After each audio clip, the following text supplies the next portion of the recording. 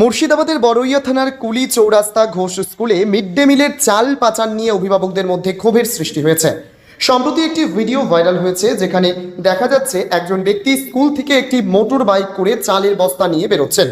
এই ঘটনায় ক্ষুব্ধ অভিভাবকরা স্কুলের প্রধান শিক্ষকের বিরুদ্ধে একাধিক অভিযোগ এনেছেন। ভাইরাল ভিডিও এবং অভিভাবকদের অভিযোগ, সরকারের দেওয়া মিড ডে মিলের চাল এভাবে স্কুল থেকে পাচার করা হচ্ছে।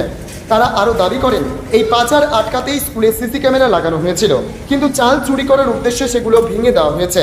অভিভাবক হাকিমুন্নেসা বিবি এবং আব্দুল কালাম আজাদ জামশেদ শেখ সংবাদ মাধ্যমকে জানান, এই ঘটনা দীর্ঘদিন ধরে চলছে এবং তারা প্রধান শিক্ষকের উদাসীনতায় হতাশ। সংবাদ মাধ্যম যখন এই অভিযোগের বিষয়ে স্কুলের প্রধান শিক্ষক মোহাম্মদ সাদিকুল ইসলামের কাছে জানতে চায়, তখন তিনি এই ঘটনা সম্পর্কে তার অজ্ঞতার কথা জানান। অন্যদিকে বড়ইয়া পঞ্চায়েত সমিতির সভাপতি সুলতানা খাতুন এই ঘটনার উদ্বেগ প্রকাশ করে বলেন, তিনি প্রধান শিক্ষক এবং প্রশাসনকে বিষয়টি দ্রুত তদন্ত করে দেখার জন্য অনুরোধ করবেন। তিনি আরও বলেন, শিক্ষার্থীদের জন্য দেওয়া মিড ডে মিলের চাল কারা নিয়ে যাচ্ছে তা খতিয়ে দেখা জরুরি। বর্তমানে এই ঘটনায় বড়ইয়া কুলি চৌরাস্তা এলাকার জনগণের মধ্যে তীব্র ক্ষোভ বিরাজ করছে এবং তারা দ্রুত প্রশাসনের হস্তক্ষেপ দাবি করছেন। প্রধান শিক্ষকের ভূমিকা নিয়ে অভিভাবকরা অসন্তোষ প্রকাশ করেছেন।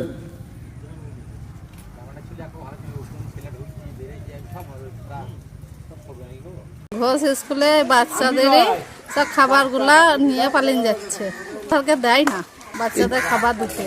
চুরি করবে কেন? তা শাস্তি দেন, সাজা দেন। কি নাম আপনার? আমার হাকিমুন্নেসা। স্কুলে খাবার চুরি করবে কেন?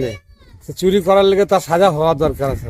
অভিযোগ করেছে তো ওটাই আপনার, তার সাজা হওয়া আরো দরকার আছে। প্রমাণ ভাঙা তো ভুল হচ্ছে আপনার, যে ভেঙেছে তার সাজা হবে, শাস্তি চান? শাস্তি চাই আরো। আর বাচ্চাদের খাবার চুরি করবে কেন? ছেলে করবে চুরি। নাম আপনার? আবুল কালাম আজাদ। আমি তদন্ত করি ব্যাপারটা, বললাম শুনলাম, ওই কোনোরকম ভাবে মারপ্যাচ করে কিছু করেছে। আপনি কমপ্লেন করবেন?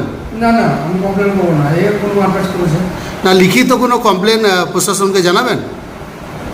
আমি তো জানিই না, দেখিনি, আমি তো বলবো বলে। যে স্কুলে যে সিসি ক্যামেরা সেটাও ভাঙা হয়েছে। এখানকার যিনারা গার্জেন আছেন, এই স্কুলে যে ছাত্রছাত্রীদের অভিভাবক আছে, তারা অভিযোগ করছে যে এটা আপনার স্কুলের যারা স্টাফ আছে তারাই তাদেরই কাজ এটা। এরকম প্রতিনিয়ত নিয়ে যায়, তাদের কাছে ফুটেজ আছে। এই বিষয়ে কি আপনি কোনো অভিযোগ প্রশাসনকে করেছেন? আমি জানাই না। স্টোর রুমের চাবি কার কাছে থাকে? কিছু কিছু গার্জেনও অভিযোগ করছে যে এই সঙ্গে নাকি প্রধান শিক্ষক তিনিও যুক্ত আছেন, এরকম অভিযোগ করছে। কি বলবেন? এইগুলো কি কথা হলো?